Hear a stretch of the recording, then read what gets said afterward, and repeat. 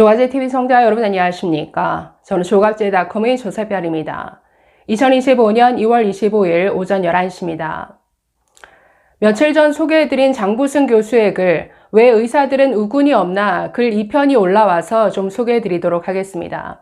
이번 글에서는 우리나라 의료정책의 결정 과정과 구조 자체가 너무나 엉터리다. 배가 산으로 갈 수밖에 없는 구조다라는 것을 여러 측면에서 분석하고 지적하고 있는데, 자, 그런데 끝에 가서는 의료계 대응에도 문제가 있다라고 하면서 글 맨 마지막 부분에서 이렇게 말합니다.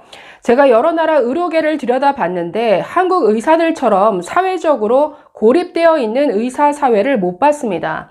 다른 나라 어디를 봐도 이렇게 정치적으로 우군이 없는 의사들이 없어요.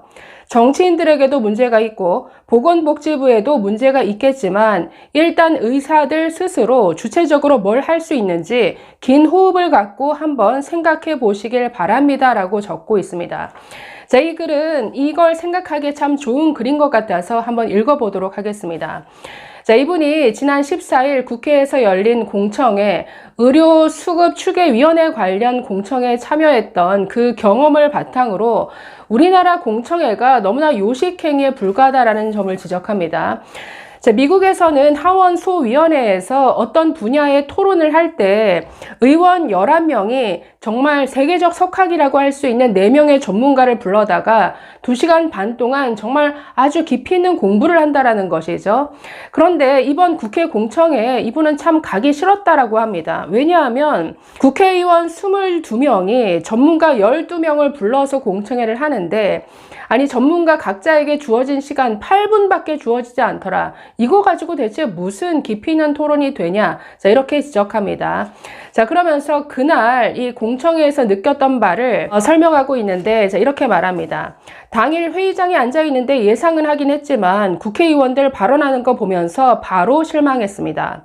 간호사 생활 오래 하셨다는 어느 의원이 그러시더라고요. 다른 나라 의사들은 오히려 의사를 늘려달라고 요청을 한다는데 아니 우리나라 의사들은 왜 의사 증원에 반대하느냐? 질문을 듣고 귀를 의심했습니다. 자, 이분 민주당 이수진 의원이죠. 아니 아직도 이런 엉터리 정보에 현혹되는 사람이 있나? 그것도 국회의원이? 아니 영국이나 유럽 국가들은 의사가 공무원이잖아요. 근무 시간 정해져 있고 환자도 많이 안 보고 월급과 근무지도 나라에서 정해주고 애 낳으면 육아휴직 다 가고 정년되면 은퇴하고 은퇴하면 연금 나오고 의료사고 발생하면 정부에서 다 막아주고 이런 나라에서는 의사가 늘어나면 늘어날수록 의사 개개인의 업무 부담은 줄어들고 반대로 공무원 의사에게 월급 주고 연금 주고 의료사고도 막아줘야 하는 정부의 부담은 늘어나죠. 그러니 의사들이 의사 숫자 늘리자고 해도 정부가 오히려 반대하는 것이 당연한 것 아닙니까?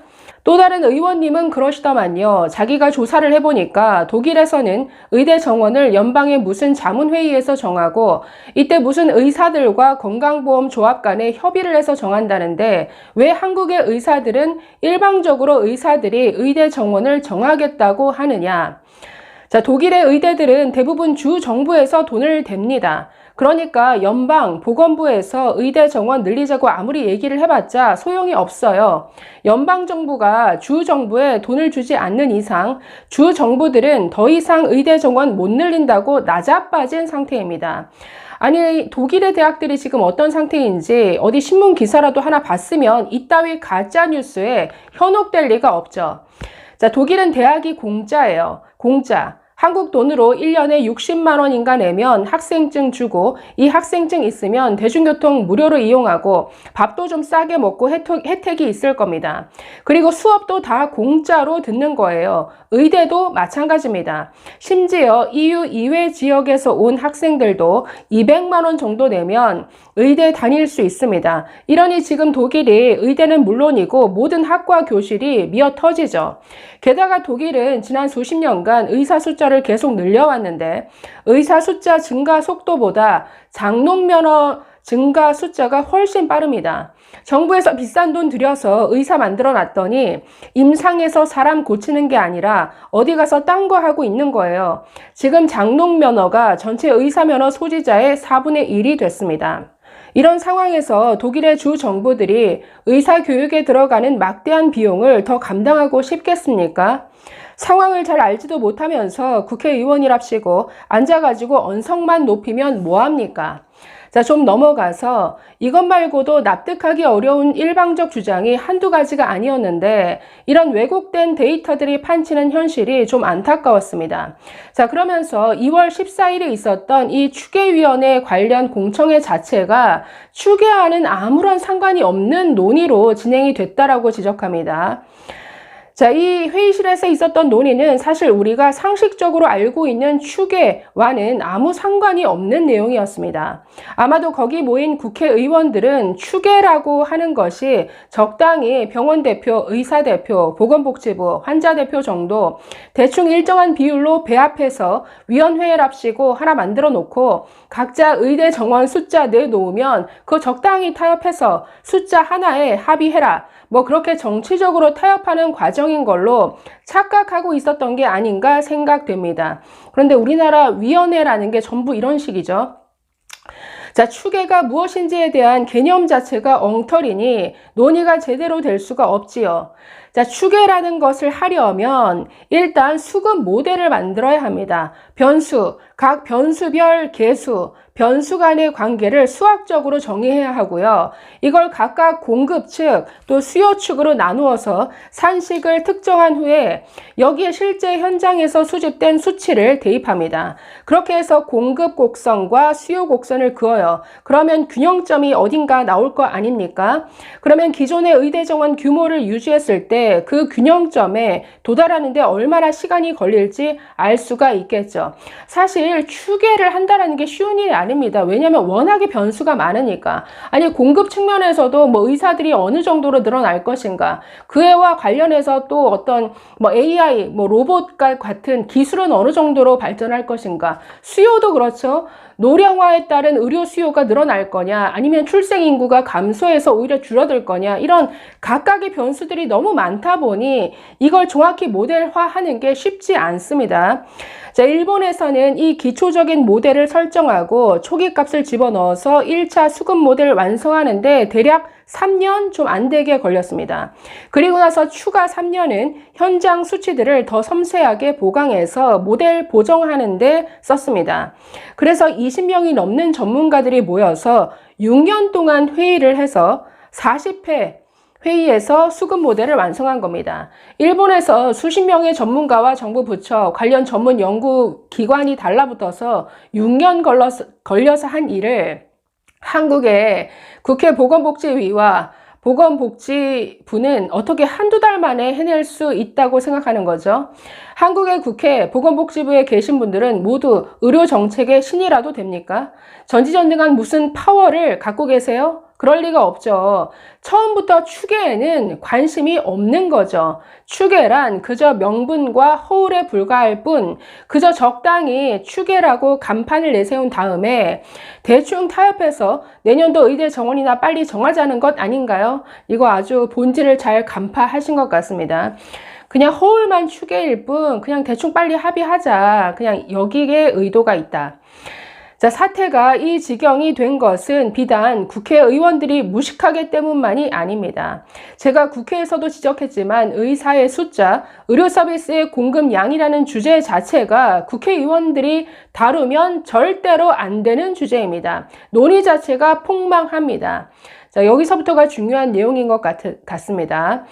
자, 일단 의사들을 늘리자는 판도라의 상자가 열리는 순간 모든 국회의원, 모든 정당은 자기 지역구, 자기 지지 기반에 최대한 많은 의사와 병원을 유치하려고 합니다. 왜냐고요? 지난번에 말씀드렸잖아요. 의사는 한우 쇠고기다. 너 맛있는 한우갈비 얼마나 먹고 싶어? 라고 물어보면 답이 정해져 있잖아요. 다다익선. 좋은 주택, 신선한 공기, 깨끗한 물, 안전한 치안, 좋은 경찰, 소방서, 수준 높은 학교, 국제공항, KTX 정거장 얼마나 필요하세요? 다다익선. 자, 이런 서비스들이 무제한 공급되지 못하는 이유는 수요가 부족해서가 아닙니다. 다 돈 때문이라는 거죠. 그런 공급 체계를 수립하고 유지하는데 비용이 들기 때문입니다. 그런데 개별 지역구, 특정 지방의 의사, 병원 많이 유치하는데 어차피 개별 국회의원이나 정당이 돈 내는 거 아니잖아요. 그냥 나라 돈 가져다가 막 쓰면 되잖아요. 마치 지금 윤석열 정부가 건강보험 재정을 거덜내고 있듯이.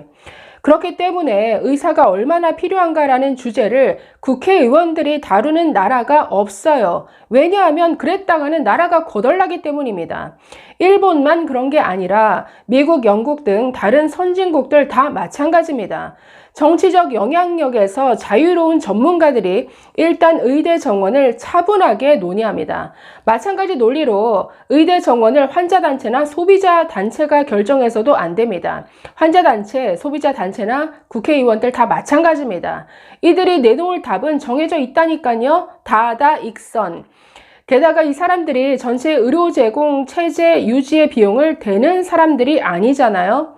자, 그래서 일본을 비롯한 다른 모든 선진국들이 의대 정원의 추계는 전문가들이 하되 그 추인, 즉 최종 결정은 국민을 대표하는 기구, 즉 내각이 하는 겁니다. 일본, 영국, 미국 다 마찬가지예요. 일본은 내각, 후생 노동성과 문부과학성, 영국도 내각, 보건복지부와 NHS 다 정부기관입니다. 왜냐하면 전문가들이 추계한 의대 정원을 실현하기 위해서는 국가 재정이 투입되어야 합니다. 미국도 전문의 수련 과정 비용은 연방정부가 됩니다. 자, 그러니까 재정까지 포함해서 종합적인 고려를 한 후에 전문가들의 추계 결과를 승인하는 것은 국민을 대표하는 민주정부가 하는 거죠. 개별 국회의원들이나 개별 환자단체, 소비자단체가 이런 결정에 직접 참여할 이유가 없습니다. 아니, 이미 국민을 대변하는 행정부가 최종 결정을 하는데 거기에 왜 또 다른 이 소리를 추가로 집어넣습니까? 추계 내용만 비합리적으로 왜곡될 뿐입니다. 그러니까 환자, 소비자 단체 그냥 아무데나 막 끼어드는데 아니 소비자라는 간판이 붙은 단체가 지금 한두 군데가 아닙니다. 그 수준을 제가 잘 압니다. 왜냐하면 제가 과거 한국소비자원에서 그 정부 기관인데 일했었기 때문에 이 소비자 단체가 어느 정도 수준인지 잘 아는데 이분들이 온갖 정부위원회 다 들어갑니다. 그걸 보면 참 한심하다라는 생각이 드는데 아니 국회도 있고 행정부 이미 대의기관이 있는데 왜 또 다른 뭐 무슨 단체 누구를 대변하는 이런 주체들을 세워서 이들로 구색을 맞추려 하느냐 그럴 필요가 없다라는 지적이죠. 자, 의대 정원 문제를 국회의원들이 정해라, 환자단체, 소비자단체들이 정해라 하는 것은 얼핏 보기에 좋아 보일 수 있지만 사안의 본질에 맞지 않는 왜곡된 정책 결정 구조입니다. 이건 마치 고양이한테 어물전을 지키라거나 정육점 고기들을 도베르만에게 맡기는 것이나 마찬가지입니다. 생선과 고기가 나만하지 않습니다. 건강보험 재정 금방 거덜날 겁니다. 가격 기제가 무시된 상태에서 의료 서비스의 수요에는 끝이 없습니다. 무제한이에요. 자, 그러니 전부 다다익선을 외치는데 이들에게 맡기면 절대 안 된다. 자, 조금 넘어가서 이런 대중영합주의에 브레이크를 걸어야 하는 것이 대통령의 책무인데 브레이크는커녕 난데없이 2,000명 증원하자면서 어물전에 불을 질러버린 것이 멍청한 윤석열이 저지른 짓입니다. 그래서 지금 생선들이 다 타버리고 있잖아요. 국회의원들도 문제지만 의협이나 의사들이 지금까지 보여준 정책적 대응도 문제가 있다고 봅니다. 자, 여기서부터 의료계 대응에 문제가 많다라는 부분을 지적하고 있습니다. 자, 미국 의사협회 AMA였다면 만약에 어느 국회의원이 국회에 나와서 의대 정원 관련 사실관계에 어긋나는 발언을 했다면 가만두지 않았을 겁니다. 제가 알기로 미국 AMA는 보건의료 관련 상임위에 있는 의원들에 대해서는 전담 마크하는 것으로 알고 있습니다. 바로 정확한 자료 들고 의원실로 찾아가서 보좌관이라도 붙들고 설명하죠. 언론이나 자기네 웹사이트에서라도 하나하나 일일이 다 집요하게 반박하고요. 거기서 끝나지 않을 겁니다. 해당 의원의 지역구에 가서 이 국회의원이 잘못된 정보나 퍼뜨리는 사람이라는 점을 분명히 짚고 넘어갈 겁니다. 의사가 없는 동네가 어디 있습니까? 지방으로 갈수록 의사가 동네 유지입니다. 잘못된 정보를 퍼뜨려서 의료 시스템을 왜곡시키는 국회의원이 우리 동네에 있다라고 그 지역 의사들이 한 목소리로 떠들기 시작하면 효과가 있을까요? 없을까요? 자, 국회의원이 가장 무서워하는 것이 표와 돈입니다. 미국 같았으면 의료정책에 대해 가짜뉴스를 퍼뜨리는 정치인이 있다면 바로 그 정치인의 지지 기반이 되는 표와 돈에 대해서 반격이 들어갈 거라는 말입니다.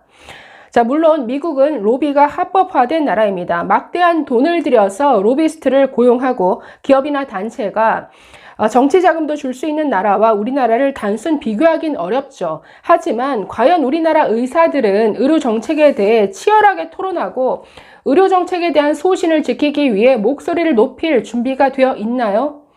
미국의 AMA 연례총회나 지역총회 하는 걸 보면 진짜 여러 정책 문제에 대해서 의사들이 치열하게 토론하는 모습을 볼 수 있습니다. 찾아보시면 그 영상도 유튜브에 다 있습니다. 그리고 놀라운 것이 그 토론의 수준이 매우 높아요. 그냥 대충 상식적인 수준에서 하는 토론이 아닙니다. 전문가 못지않게 여기저기 저널도 보고 스스로도 고민 많이 했다는 것을 알 수 있을 정도의 토론이죠. 과연 우리나라 의사분들은 미국 의사들만큼 의료 정책에 대해 자신의 소신을 세우고 그 소신을 지키기 위해 치열하게 토론할 준비가 되어 있나요? 이번에 국회 공청회에 나온 어떤 전문가분들 보고 뭐 보건복지부 사람이다 뭐다 하는데 그 얘기는 누워서 침뱉기입니다. 보건복지부 쪽 전문가가 그렇게 많다면 왜 의사들 쪽에서는 민간 정책 전문가가 없나요? 이번에 국회 공청회에 의협 추천으로 참석한 전문가가 5명인데 그중 의사 면허 없는 사람은 저밖에 없더라고요. 장부승 교수. 비의사 정책 전문가가 최소한 5명 중에 서너 명은 됐어야 하는 것 아닌가요? 미국도 일본도 언론이나 학계에 다양한 의료 정책 전문가들이 있습니다. 정부를 지지하는 사람도 있지만 비판하는 사람도 있어요. 본인이 의사 면허 없는 사람도 많습니다. 그런 사람들은 어떻게 생겨났느냐? 그런 정책 전문가들이 활동할 저널, 학회, 연구소, 연구비를 지원해줄 재단, 용역 등등 다 저절로 생겨난 것이 아닙니다.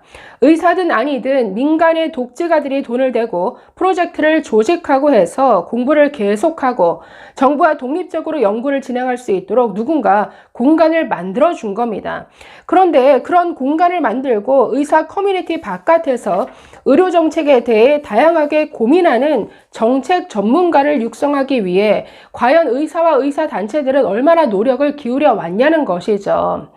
자, 의사들이 우군이 없다라고 한탄만 하지 마시고 우군을 늘리려면 뭘 어떻게 해야 하는지 고민하고 실질적인 대안을 생각해 보십시오. 머리띠 두르고 주먹 휘두르고 언성 높이고 투쟁 제대로 못한다고 사흘이 멀다 하고 의협 회장 갈아치우고 해서는 우군은 절대 안 생길 겁니다. 자, 그러면서 마지막 제가 앞에서 읽어드린 부분, 제가 여러 나라 의료계를 들여다봤는데요. 한국 의사들처럼 사회적으로 고립되어 있는 의사 사회를 못 봤습니다. 다른 나라 어디를 봐도 이렇게 정치적으로 우군이 없는 의사들이 없어요. 정치인들에게도 문제가 있고 보건복지부에도 문제가 있겠지만 일단 의사들 스스로 주체적으로 뭘 할 수 있는지 긴 호흡을 갖고 한번 생각해 보시길 바랍니다. 자, 이 의료 문제와 관련해서 지난 의료대란 내내 아주 좋은 제안, 좋은 분석 자료 많이 내주신 장부승 교수의 고민 끝에 나온 이런 제안이라고 보여집니다. 그러니까 의료계도 이분의 어떤 지적급에 대해서는 좀 귀 기울일 필요가 있다고 보여지네요. 감사합니다.